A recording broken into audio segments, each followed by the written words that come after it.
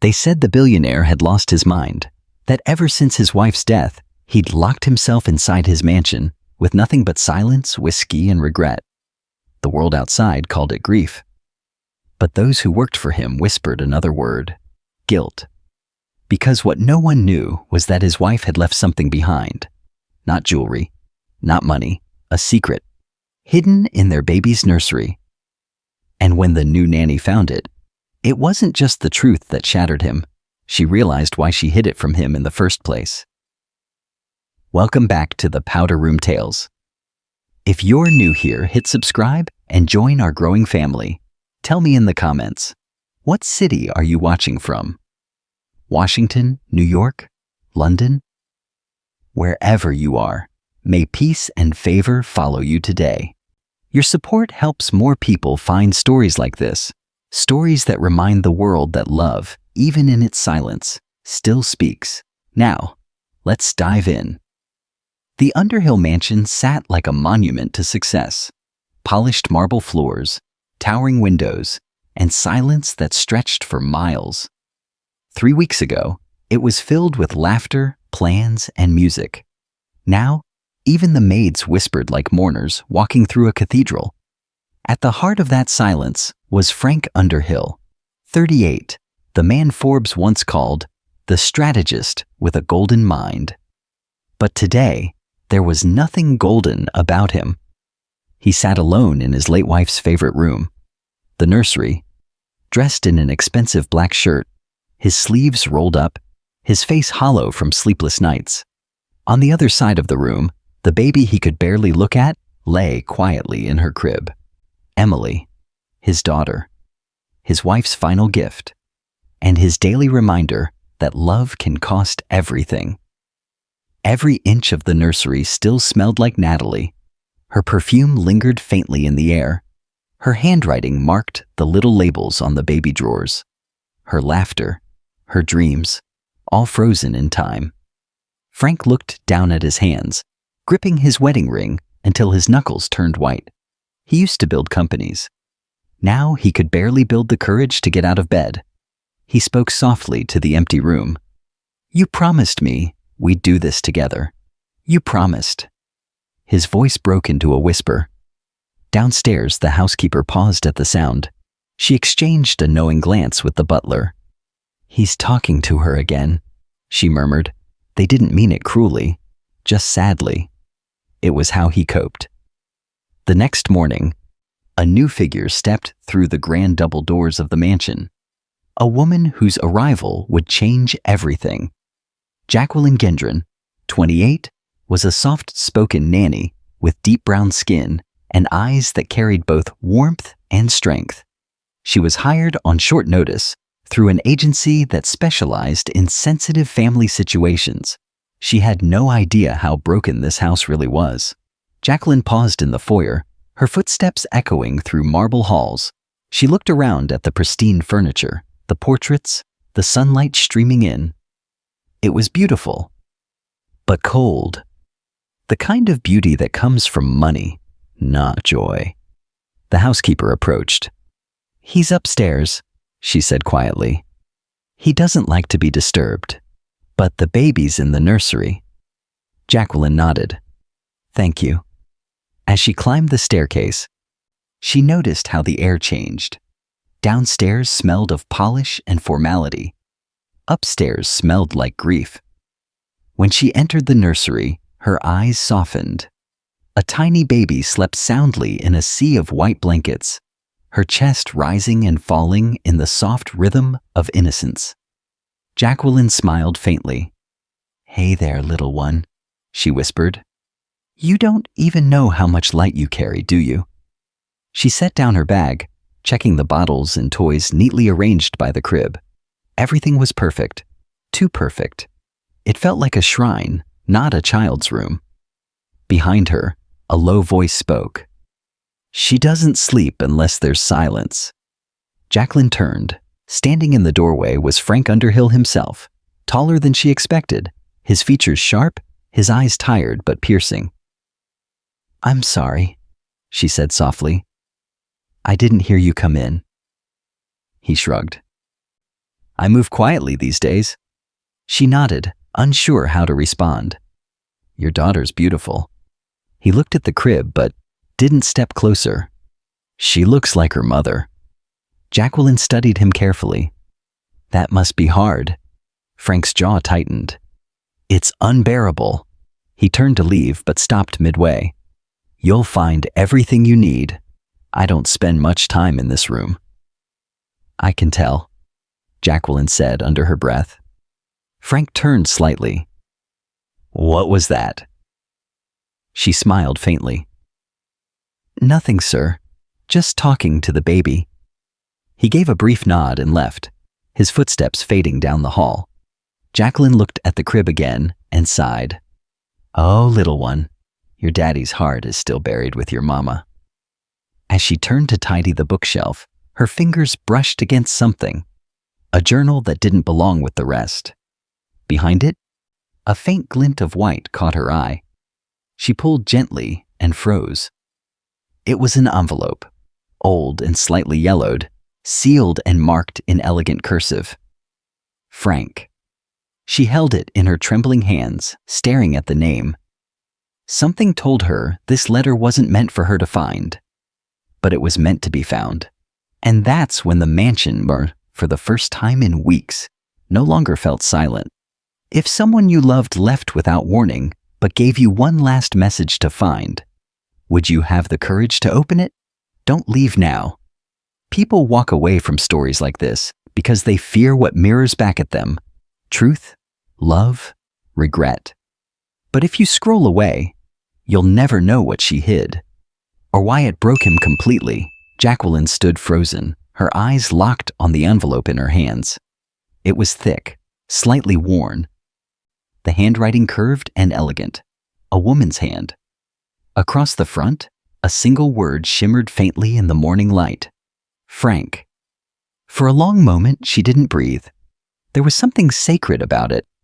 The way it had been hidden behind the journals, the dust clinging to its corners, the weight of words sealed inside.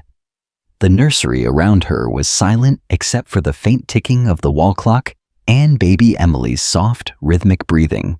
Jacquelyn's instincts told her not to touch what wasn't hers, but her heart whispered something else. The letter wants to be found. She stared at it again, torn between duty and curiosity. It wasn't her place. She was the nanny, a caretaker, not a keeper of secrets. Yet the air in the room felt heavier, charged, like something sacred was waiting to be set free. Jacquelyn carefully turned the envelope over. The seal was unbroken. Wax, the color of crimson. "Natalie," she whispered. Even without knowing her, she could feel her presence in this house. The scent that lingered, the pictures on the walls, the baby that carried her face, and now this letter. Jacquelyn closed her eyes and breathed in. "No, not me. This is for him." She placed it gently on the dresser beside the crib, hands trembling as though the letter itself might speak. Then she heard the footsteps. Measured, heavy, slow. The sound of someone walking without direction. Frank. He appeared at the door, his tie undone, eyes bloodshot, holding a glass of untouched whiskey. His gaze swept over the room, then stopped when he saw the letter. For a heartbeat, he didn't move. Then his lips parted slightly. "Where did you find that?" Jacquelyn straightened. "Behind the journals, sir. I was organizing the shelves." He stepped forward slowly, his face tightening with something between fear and disbelief. "Don't touch it," he whispered. "I didn't open it." He reached out and took it from the dresser, his hands shaking as he ran his fingers across the seal. His expression changed. The strength in his shoulders melted, replaced by the hollow stillness of a man staring at a ghost. "She wrote this," he said quietly. "My wife, Natalie." Jacquelyn stayed silent. "She was always writing," he continued. "Notes, reminders, little letters to herself. She said words were her way of keeping the world gentle." He turned the letter over again. I thought I'd found them all. But this? He trailed off, voice breaking. Jacquelyn spoke softly. Maybe she wanted you to find it later, when you were ready. He looked up at her, eyes sharp, distant. I'll never be ready. And yet, his fingers began to pull at the seal. Jacquelyn took a small step back. It didn't feel right to watch, but she couldn't leave either. When the wax broke, the sound felt too loud for the quiet room. Frank unfolded the paper slowly, his eyes tracing the familiar handwriting. His face went pale. For a moment, he didn't read aloud. He couldn't. His throat worked. His breath faltered. Finally, he whispered, "If you're reading this, Frank, it means I'm gone." The air left the room. He swallowed hard, his eyes scanning further down the page. I know you. I know you're blaming yourself already. You'll think you should have noticed, should have stopped me. But please, my love, don't carry this guilt. The doctors warned me. I knew the risk of carrying Emily, but I wanted her. I needed her. She's the piece of us the world can't take away. Frank's jaw clenched, his breath coming faster. If I had told you, you would have stopped me. You would have chosen me over her. And I couldn't live knowing that our daughter might never exist because of fear. The letter trembled in his hands. Jacquelyn's eyes filled with tears she didn't dare wipe away. Frank whispered, voice breaking. She knew. She knew it would kill her. He pressed a hand over his mouth, a sob slipping through his fingers. Don't shut the world out when I'm gone, Frank. Let her teach you how to love again. Let her laughter heal you. She's not your reminder of loss. She's your proof that love can live through anything. Frank lowered the paper slowly, staring at the words as if trying to breathe them in. His voice was barely audible. She told me she'd never leave. I thought it was a lie. But she kept her promise. She left me her heart. He sat on the floor beside the crib, letter in hand, tears falling freely now. Jacquelyn stood in silence, watching a man who once ruled the world crumble at the feet of love's truth. For the first time, she understood something deeper than grief. She saw redemption beginning its work. If you knew love would cost you everything, would you still choose to give it? Don't scroll past this. People hide their pain behind success every day until it's too late. Stay. Because walking away now means missing the one thing Natalie died to prove. That love, even when buried, never stops breathing. The letter lay open on the nursery floor, its edges curling slightly in the warm air. Frank sat motionless beside it, his head bowed, his breath uneven. The baby's soft murmur from the crib was the only sound in the room. Fragile life beside a man drowning in death. Jacquelyn didn't move. She stood a few steps away, her hands clasped together. She wanted to speak, to offer comfort. But there are moments when words feel like intruders. And this was one of them. Frank's hand brushed against the paper again. His eyes were swollen, his throat raw from holding back what couldn't be held anymore. She knew, he said finally, his voice low. She knew she could die. And she didn't tell me. Jacquelyn's lips parted, but she didn't answer. He turned to her slowly, eyes red and wild. Do you know what that means? I could have saved her. If I'd known, you would have stopped her, Jacquelyn finished gently. He froze. She said it herself, Mr. Underhill. She knew you'd never let her take the risk. He let out a bitter laugh, sharp and broken. And now I live with the result of her choice. Jacquelyn's gaze softened. No, sir. You live with her gift. Frank's expression hardened. Gift? My wife is dead. Jacquelyn took a small step forward. And your daughter is alive. The silence between them was heavy, but her words cut through the despair like sunlight through a closed curtain. Frank stared at her, this woman he barely knew, who spoke to him not like a servant, but like someone who saw straight into his pain. She was everything, he whispered. Everything I worked for, everything I became. She made sense of the noise. Now I can't breathe without feeling her absence. Jacquelyn nodded. Then breathe for what she left behind. Frank's head dropped. You sound like her, he said faintly. Jacquelyn smiled sadly. Maybe I just believe what she believed, that love isn't measured by how long it stays, but by what it leaves behind when it's gone. He stood abruptly, pacing the room. His shadow stretched long against the walls. You don't understand, he said, his tone tightening. I didn't deserve her. I was too busy building an empire while she was building a family. I missed doctor visits. I missed her last concert. I even missed the night she told me she was scared. I told her fear was weakness.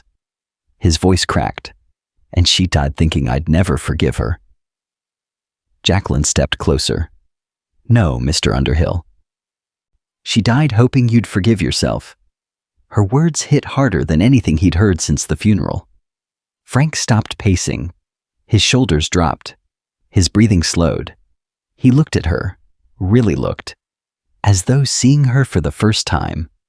In her eyes, he saw no pity, just presence. And in that moment, he realized something terrifying. This stranger understood him more than anyone else alive. The wind outside grew stronger, brushing against the window panes. A storm was coming. He looked back at the letter on the floor, then down at his daughter asleep and unaware of the ocean of sorrow she'd been born into. I don't know how to do this, he whispered. Jacquelyn's reply was quiet but sure. You start by holding her. He shook his head. I can't. Every time I try, I see Natalie. Then don't hold her for Natalie, Jacquelyn said softly. Hold her for yourself. For a long moment, Frank didn't move. Then he stepped forward slowly, reaching into the crib. His hands trembled as he lifted Emily into his arms. She stirred, opening her tiny eyes, staring up at him with the same blue gaze as her mother's. Frank's lips trembled. His eyes closed. He whispered, She looks at me like she knows. She does, Jacquelyn said. Babies always do. Emily cooed softly, and something inside Frank cracked. Not the loud kind of breaking, but a quiet, irreversible one, the kind that lets healing in. He sat down, still holding her, tears spilling freely down his face. Jacquelyn turned away, giving him privacy. She knew grief was sacred when it began to turn. Outside, thunder rolled across the sky. Inside, a father finally began to let love breathe again. After a while, Frank spoke quietly. You said love is measured by what it leaves behind. What if all it leaves is pain? Jacquelyn turned back to him, her voice steady. Then it means it mattered. The room fell silent again, but it wasn't the suffocating kind anymore. It was the silence that follows truth. Heavy, real, but alive. And somewhere between the rain and the sound of his daughter's soft breathing, Frank realized something he hadn't felt in weeks. The world hadn't ended. It had only changed its shape. Have you ever realized too late that the thing you feared most, loss, was also the proof that you once had something real? Don't stop here. This is where most people leave, right before the healing begins. Don't be one of them. Stay through Frank's storm, because the next tear he sheds won't be from pain. It'll be from what love resurrects. It was nearly midnight when the storm began. Thunder rumbled across the city, rolling over the hills and crashing against the glass walls of the Underhill mansion.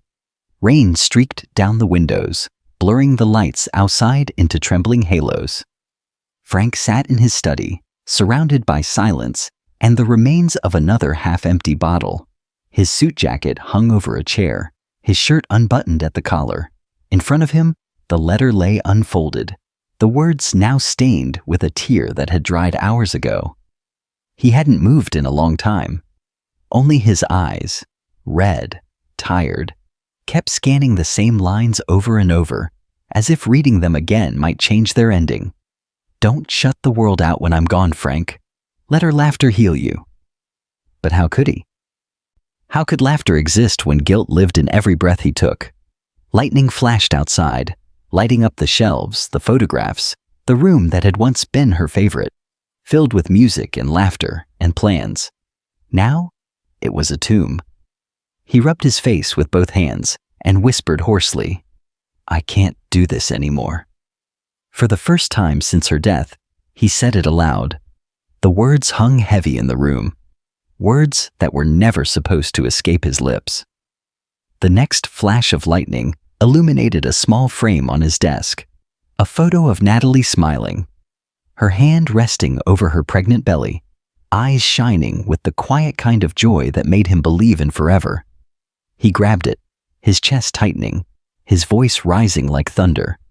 "You knew," he shouted. "You knew it could kill you, and you still went through with it. Why didn't you tell me?" The room swallowed his voice. Only the rain answered. He threw the frame. It shattered against the wall, scattering glass across the hardwood floor. Frank sank to his knees, gripping his hair, his sobs muffled in his palms.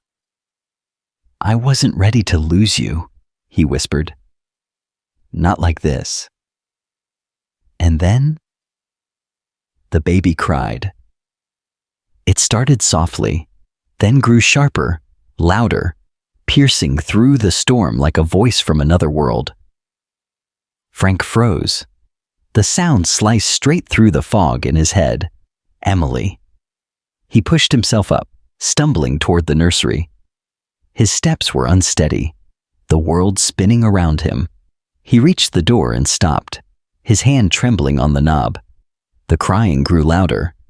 Inside, Jacquelyn was already there, pacing with Emily in her arms, whispering lullabies, her voice calm but strained. The baby's face was red from tears, her tiny fists clenched. Jacquelyn looked up, startled to see him. "Mr. Underhill?" Frank's voice cracked. "She won't stop crying." Jacquelyn nodded gently. "She's been crying for 10 minutes. I think she feels the storm." He stepped inside, staring at his daughter. The sight made his chest ache. "She cries like her mother did," he said faintly. "Natalie used to cry when it rained. Said storms made her heart feel heavy."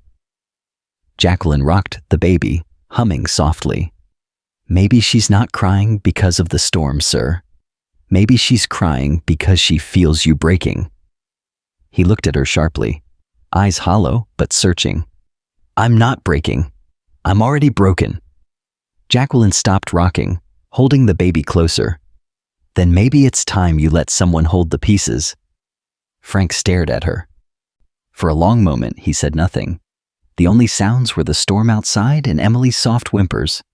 Then Jacquelyn held the baby out gently. "Take her." Frank shook his head. "I can't." "Yes, you can," Jacquelyn interrupted softly but firmly. "She's crying for you, not me. Babies don't cry for comfort, sir. They cry for connection." The words hit him like lightning. He took a deep, shaking breath and reached out. His hands were trembling as Jacquelyn placed Emily in his arms. The moment she touched his chest, the crying stopped. Completely. Frank blinked, stunned. "She stopped." Jacquelyn smiled faintly. "She knows her father's heartbeat." Frank stood there, motionless, holding his daughter against his chest. Her small fingers reached up and brushed the edge of his collar. His body began to shake again, but this time, not from despair, from release. He sank into the chair beside the crib, tears falling freely. Emily cooed softly, her tiny hands pressing against his shirt as if to remind him he was still here, still alive. Jacquelyn stood by the doorway, her voice low but steady. "Mr. Underhill, Natalie didn't leave you alone. She left you a reason to live." He looked up at her, eyes red and raw. "How do you know that?" "Because grief doesn't end love," Jacquelyn said. It just teaches you how to love differently." Her words lingered like a quiet hymn in the air. For the first time, Frank didn't argue. He just sat there holding his daughter until the storm outside began to fade. The thunder rolled away, the rain softened, and the mansion, that had once been a tomb of silence, began to breathe again. Frank leaned down and whispered into Emily's ear, voice trembling, "Maybe you're right, sweetheart. Maybe she's still here after all." Jacquelyn smiled quietly, whispering to herself, "She always was." Have you ever realized that sometimes the thing that hurts you the most is also the thing that keeps you alive? Don't scroll away here. This is where his healing begins, and most people stop watching right before the miracle. Don't be one of them. Stay, because what happens next will remind you why love never truly dies. It only changes its voice. The rain had stopped, but the air still smelled of thunder. The world outside was sleeping, yet the mansion felt strangely awake, alive in a way it hadn't been in weeks. Frank sat in the nursery, the lamp casting a soft amber glow over the room. Emily slept peacefully in her crib, one tiny fist resting near her face. Across from him, Jacquelyn stood by the window, arms folded loosely, gazing out into the quiet garden below. The storm had washed everything clean. For the first time, silence didn't hurt. Frank cleared his throat softly. "Thank you," he said, his voice low. Jacquelyn turned. "For what?" "For staying," he said, "when everyone else found reasons to leave." She smiled faintly. "People don't leave because they don't care, Mr. Underhill. They leave because they don't know how to stay around pain." Frank studied her for a moment, then nodded slowly. "And you do?" She hesitated, then replied quietly, "I've lived in it long enough to recognize it." Something about her tone made him pause. There was truth there, not spoken, but felt. He gestured to the chair beside him. "Sit, please." She sat, folding her hands in her lap, her gaze warm but cautious. For a long moment, neither spoke. The room was filled only with the baby's slow breathing. Frank exhaled. "You said earlier that grief doesn't end love. It just changes it." Jacquelyn nodded. "Yes." He looked down at his hands. "How do you know that?" Jacquelyn's eyes softened. "Because I've seen it. And because I've lived it." He glanced at her. She rarely talked about herself. There was something about her calmness that made him forget she was still young. Barely 30, yet she carried herself like someone who'd seen too much of life's storms. "What happened?" he asked gently. Jacquelyn hesitated. Her voice was steady when she finally spoke. "I was married once, 3 years ago, to a man named Daniel. He was kind, quiet. He used to hum when he worked, same tune every morning." Frank listened, still as stone. One evening, he went out to fix a neighbor's car. "A simple favor," he said. "I made dinner and waited." He never came back.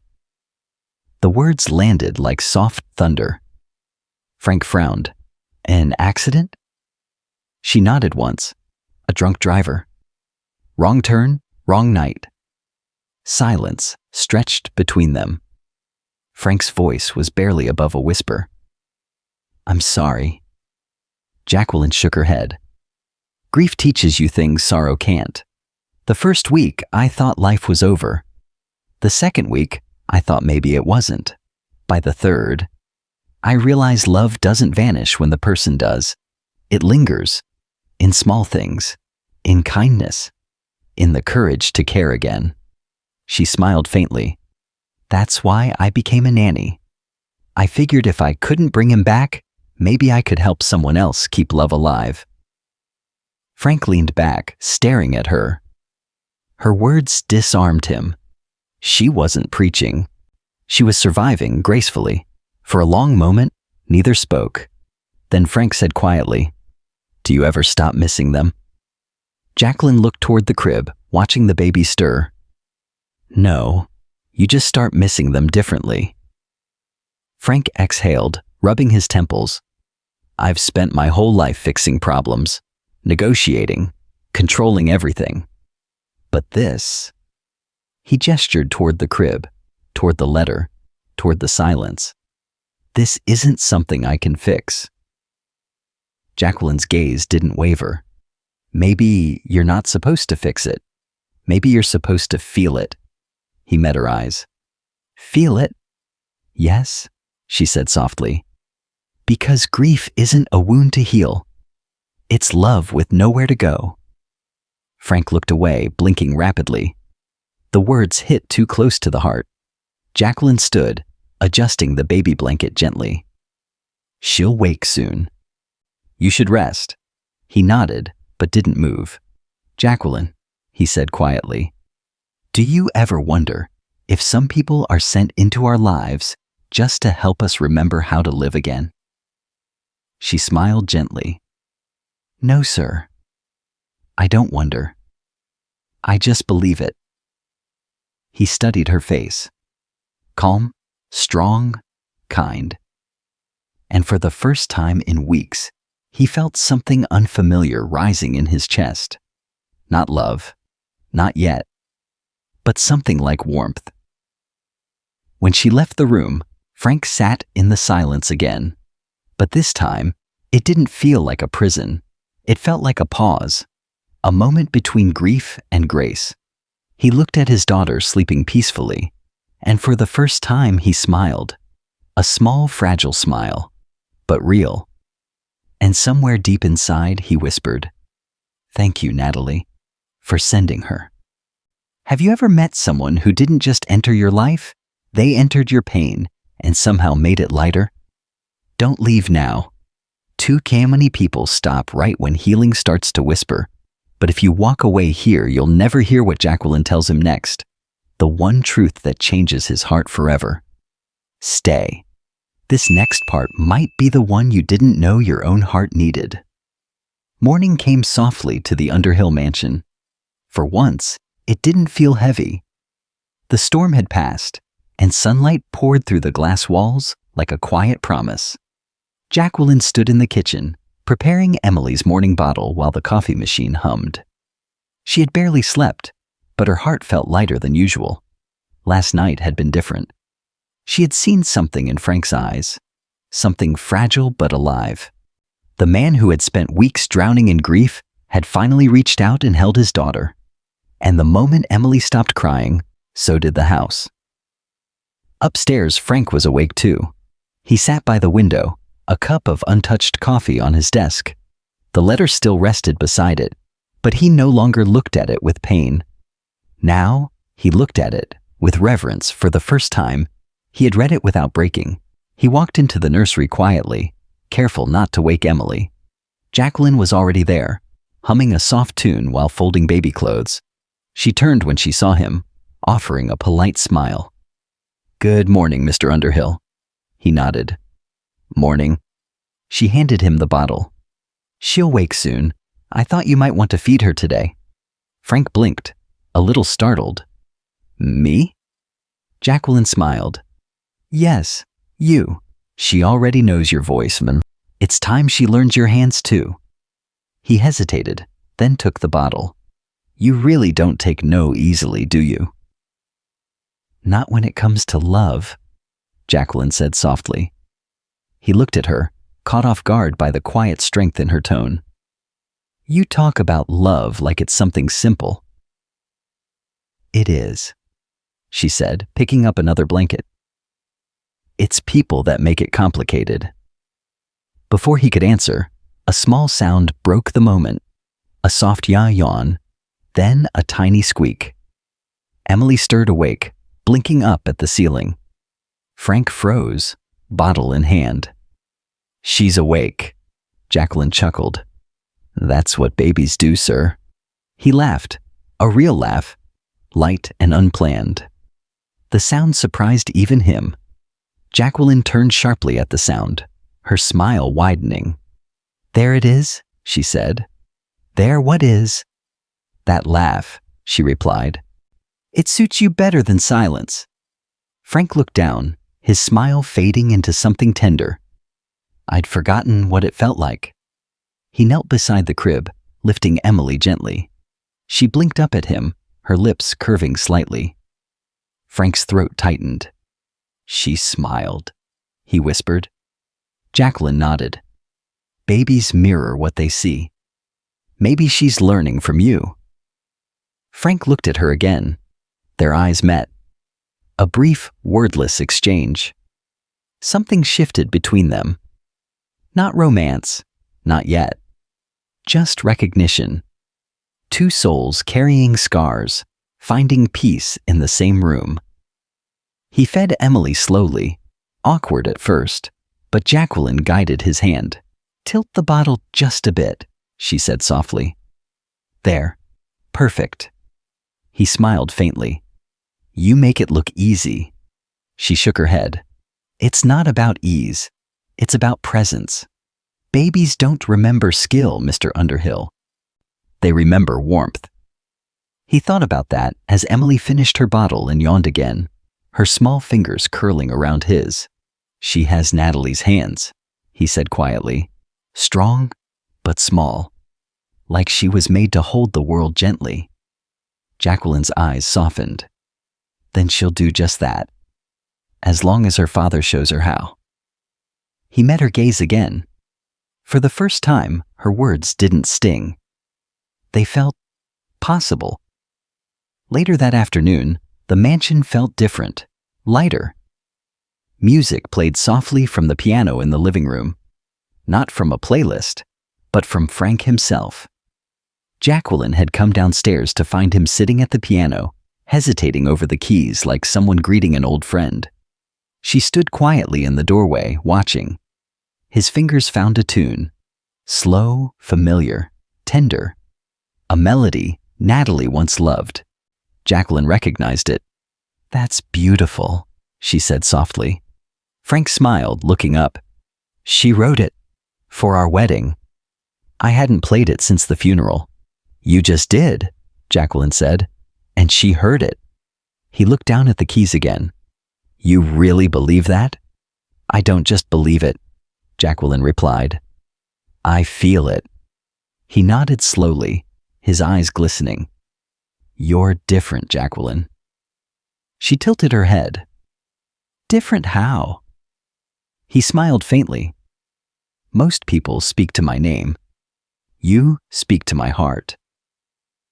Jacquelyn felt her chest tighten, but she masked it with a gentle smile. That's what grief needs. Less noise, more truth. They sat in silence for a while. The music, the light, the faint laughter of a baby upstairs.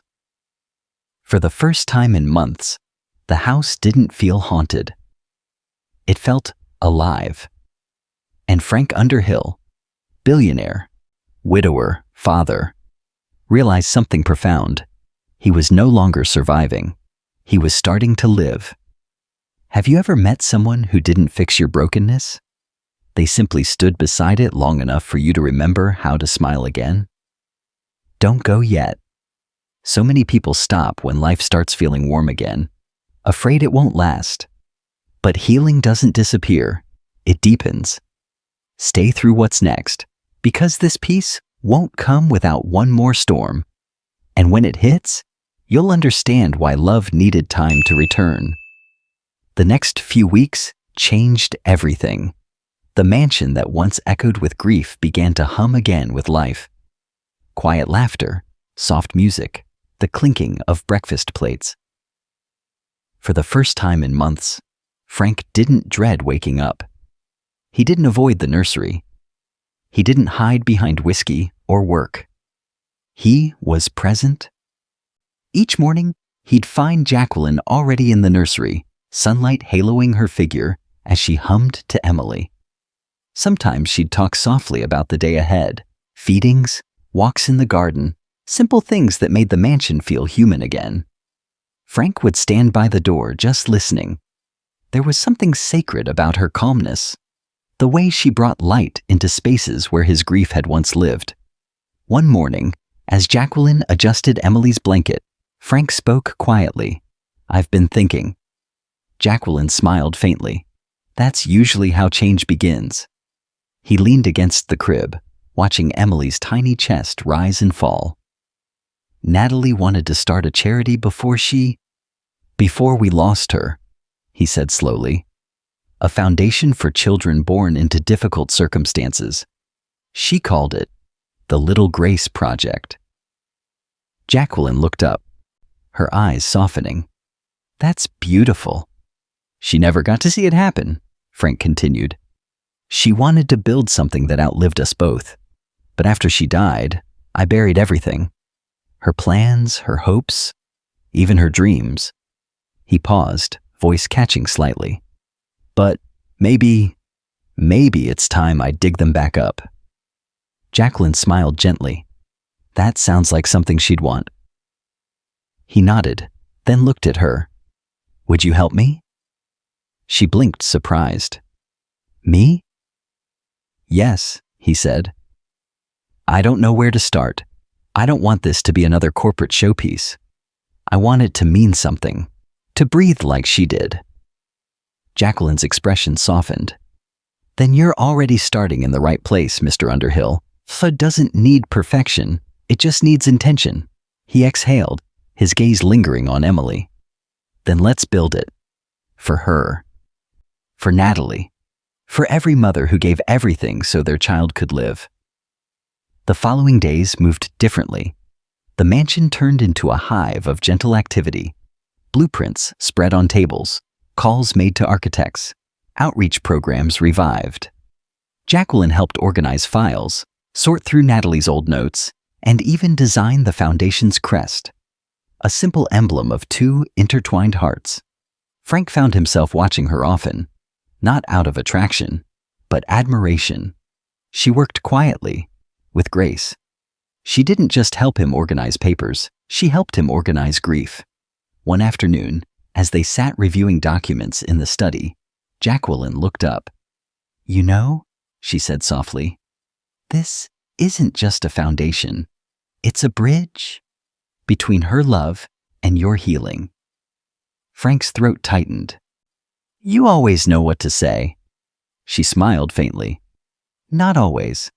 I just know what silence sounds like." He stared at her for a moment, deeply moved. "You've changed this house," he said. "You've changed me." Jacquelyn lowered her gaze. "No, Mr. Underhill. Love did that. I just reminded you where to find it." The official announcement came 3 months later.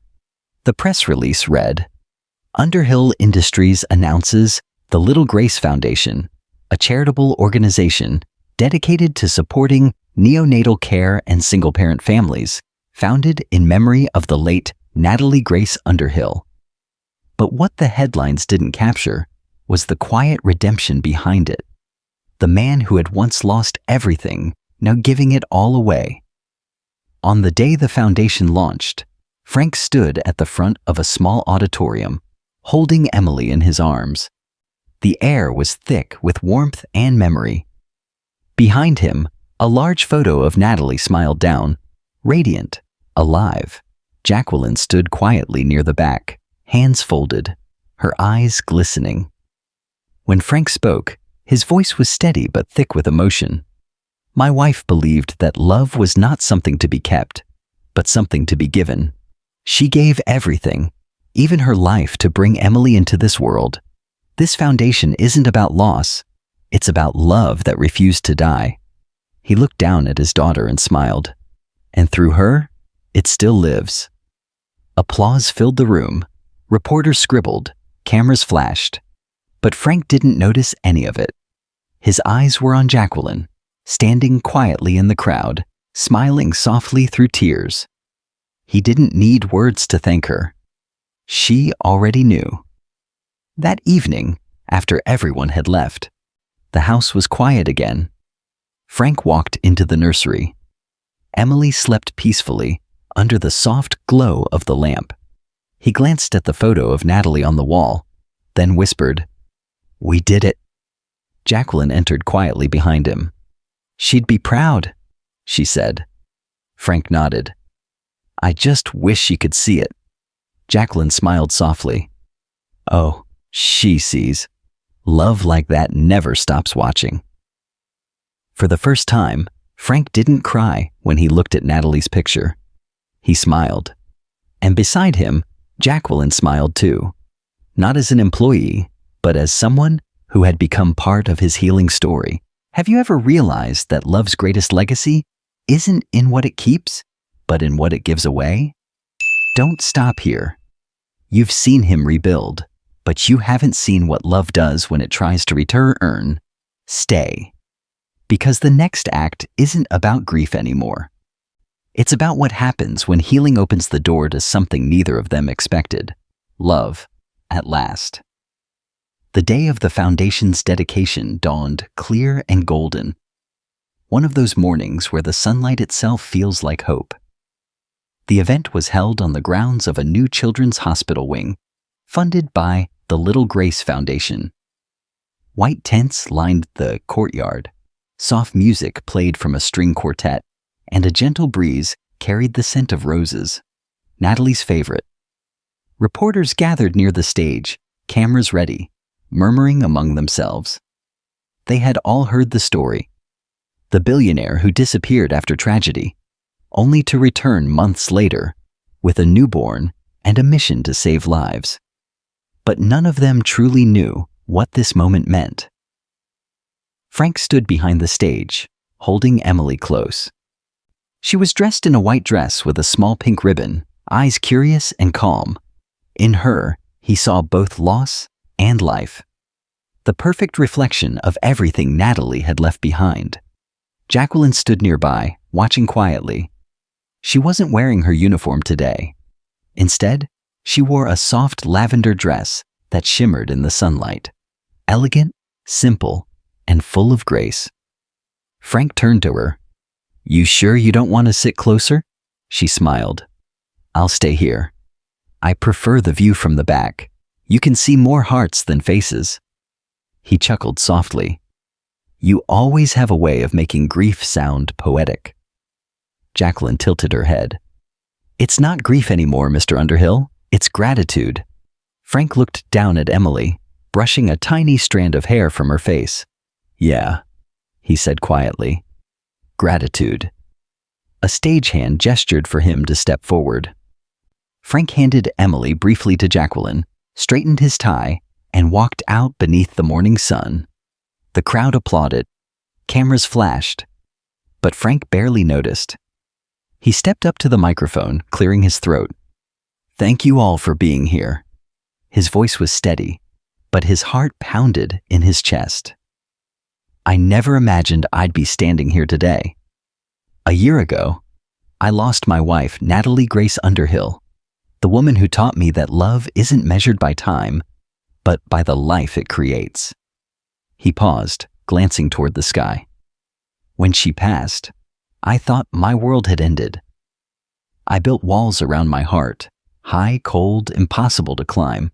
But love found a way back in." He looked at Jacquelyn then, briefly, but meaningfully. "This foundation isn't about sadness," he continued. "It's about legacy." Natalie believed that no life is too small to make a difference. Through this work, her heart keeps beating. In every child we help, in every life we touch. He turned slightly, gesturing to a covered plaque at the side of the stage. "And so, in her honor, I dedicate this to the woman who gave her last breath for love." He pulled the cloth away. The plaque shimmered in the sunlight.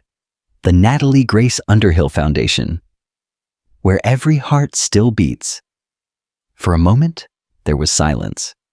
The crowd stood in quiet reverence. Then, from somewhere in the audience, a baby laughed, light and pure, piercing through the hush like a bell. Everyone turned. It was Emily. In Jacquelyn's arms, she was laughing, clapping her little hands at the sight of her father. Frank's eyes glistened. He swallowed hard, smiled, and whispered into the mic. "She's her mother's daughter. The crowd erupted in gentle applause, but Jacquelyn, standing there with Emily, felt something deeper.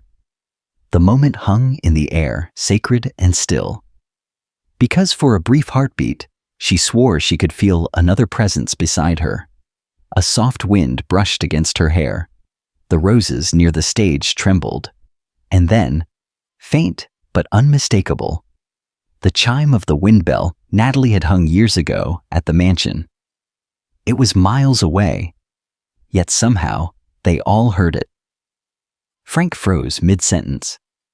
His eyes lifted slightly. He didn't say a word. He didn't have to. Everyone there felt it. The quiet reminder that love, real love, never truly leaves. He closed his eyes for a moment, letting the peace settle over him. Then he spoke softly, almost to himself.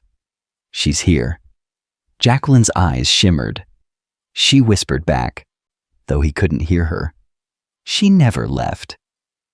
After the ceremony, as the crowd thinned and the photographers packed up, Frank found Jacquelyn standing by the plaque, looking up at the engraved name. He approached quietly. "You felt it too, didn't you?" Jacquelyn smiled faintly. "Sometimes love sends a sign, just to let us know we're doing all right." Frank looked down at the plaque, tracing the letters of his wife's name. "For the first time, I don't feel the pain anymore. I just feel her." Jacquelyn nodded. "That's how you know grief has turned into grace." He looked at her, his voice low. "I don't think I could have gotten here without you." Jacquelyn met his gaze, calm, gentle. "You could have, sir, but I'm honored I got to walk the part of the road with you." Frank smiled, not the polite smile of a businessman, but the genuine one of a man who had finally made peace with his story. As they turned to leave, Emily reached out from Jacquelyn's arms, pressing her tiny palm against the plaque. Frank paused, his eyes filling again. But this time, the tears didn't sting. They healed. Have you ever felt someone's love long after they were gone? In a smell? A song? A moment that felt too perfect to be coincidence? Don't scroll yet. What comes next isn't an ending. It's love's full circle. Too many people walk away before seeing how healing gives birth to hope. Stay for the final act, because sometimes the most unexpected love stories are the ones born from loss. The evening sun dipped behind the hills, spilling gold across the mansion's garden. Everything was quiet now. The ceremony was over, the guests gone, and the laughter faded into memory. Yet the house felt more alive than ever. The silence that once strangled had turned soft, peaceful, like the deep breath after a long cry. Frank stood by the nursery window, Emily sleeping soundly in his arms. The golden light wrapped around them both, gentle and forgiving. He had stood in that same spot months ago, drowning in pain. But tonight, the air felt different. Lighter, cleaner, holy somehow. Downstairs, Jacquelyn was gathering the last of the flowers from the event. Roses, lilies, daisies, all donated from the foundation ceremony. She moved quietly, humming as she worked. Frank watched from the stairs for a moment, his expression thoughtful. He still didn't quite understand how this woman had entered his home and rearranged his world. Not with force, but with presence. She had walked into his pain and treated it like something sacred. He came down slowly, Emily still in his arms. Jacquelyn turned and smiled softly. "She's finally asleep?" Frank nodded. Like her mother, she waits till the world is quiet. Jacquelyn smiled faintly. That's how peaceful souls are born. He stepped closer, lowering his voice. "I wanted to thank you." "For what?" "For everything." He hesitated. "For saving my daughter's father." Her eyes softened. "You did that yourself." He shook his head. "No, I just survived. You taught me how to live again." Jacquelyn lowered her gaze, her fingers gently brushing over the petals of a rose. Maybe we both needed to remember that love isn't gone. It just moves. Frank smiled. You sound like her. Jacquelyn looked up, surprised. Natalie? He nodded. She used to say things like that, little truths wrapped in kindness. She chuckled lightly. Maybe she's still speaking, just through other people. They stood there in silence for a moment, two souls who had both known loss, standing in the middle of something fragile and new. Frank looked down at Emily and whispered, She'll grow up knowing her mother's name, her story, her love. Jacquelyn smiled. And her father's strength. He shook his head slightly. Not strength. Grace. I'm learning the difference. Later that night, after Jacquelyn had tucked Emily in, she stepped out into the garden. The moon hung low, bathing the roses in silver light. She inhaled deeply, the scent mingling with the faint hum of crickets. Frank joined her quietly, hands in his pockets. Couldn't sleep? She smiled. Just thinking. He glanced at her. About? Jacquelyn looked up at the stars. About how strange it is that pain can make people collide. And somehow, out of the wreckage, something new begins. He nodded slowly. You ever think we were meant to meet? Jacquelyn turned to him, her expression soft but certain. I don't think love makes mistakes, Mr. Underhill. He studied her for a long moment. The calm in her eyes, the quiet in her presence. For the first time in so long, he didn't feel haunted by what he'd lost. He felt humbled by what he'd found. You know, he said gently, I used to think grief was the end of love. Jacquelyn tilted her head.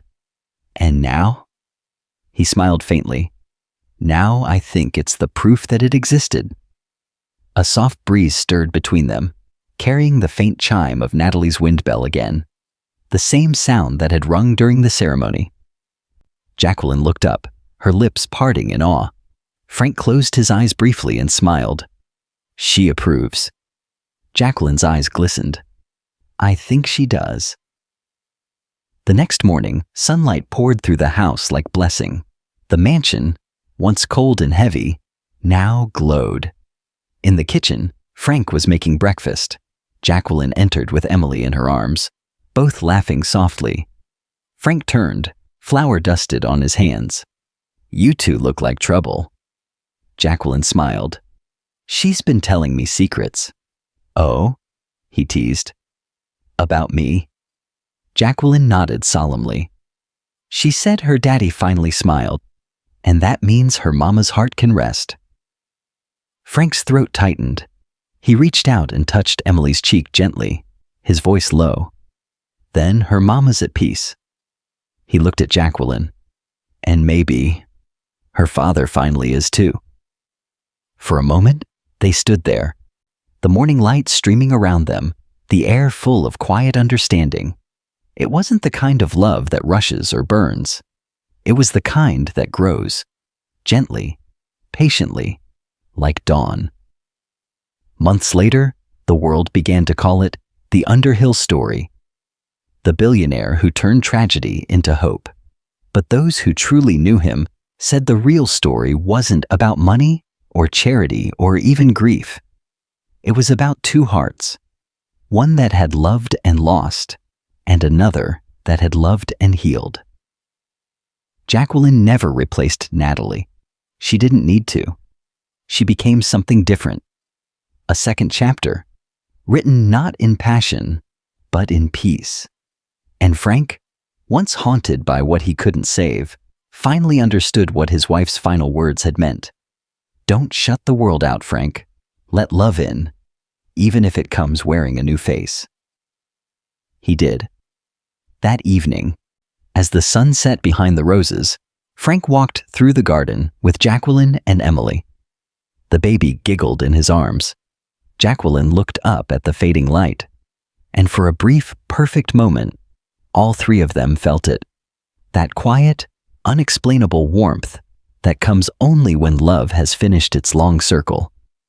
The mansion wasn't a place of mourning anymore. It was home. Have you ever realized that sometimes love doesn't return the way you expect, but exactly the way you need? Don't leave this story without taking a piece of it with you. Because one day you'll meet your own Jacquelyn, someone sent not to replace what you lost, but to remind you that love never dies. If this story touched your heart, subscribe. Not for me, but for every silent heart out there still waiting to heal. You've come to the end of this love story, but another billionaire's secret is waiting. The next tale will be more seductive, more forbidden, and far more addictive. So do check it out. Click on the image showing on your screen right now to watch the next one. Until then, guard your heart because the Powder Room Tales is only getting started.